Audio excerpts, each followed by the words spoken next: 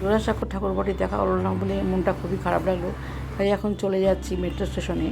বললো সামনেই আছে Mahatma Gandhi road metro station, তাই সেখানেই চলে আসলাম।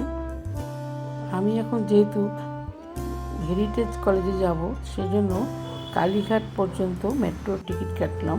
কেটে নিয়ে ওখান থেকে চলে আসলাম বাসে করে হেরিটেজ কলেজে।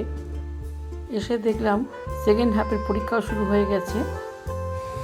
তা গার্জেনরা যেখানে বসেছে সেখানেই যাচ্ছি। এখানে সুন্দর ব্যবস্থা আছে গার্জেনদের বসার জন্য। কলেজটার এরিয়াও অনেক বড় এবং অনেক বিল্ডিং হয়েছে,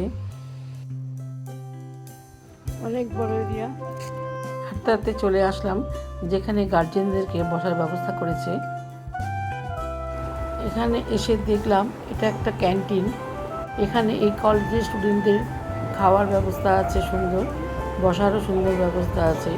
সবাই বসে আছে, অনেকেই বেশি কোথাও যায়নি বলে এখানেই সারাক্ষণ সেই সকাল থেকেই বসে আছে। আমি একটু ঘুরে আসলাম বলে আমার সময়টা কাটলো। সবাই বাইরে থেকে এসছে। বসে থাকতে থাকতে সবার সাথে একটু গল্প করে সময় কাটালাম। তার করতেই এক্সাম শেষ হয়ে গেল, রিক বেরিয়ে আসলো। তারপরে ক্যাব নিয়ে আমরা সোনারপুর চলে আসলাম। আজকে সারাদিনটা এভাবেই কাটলো।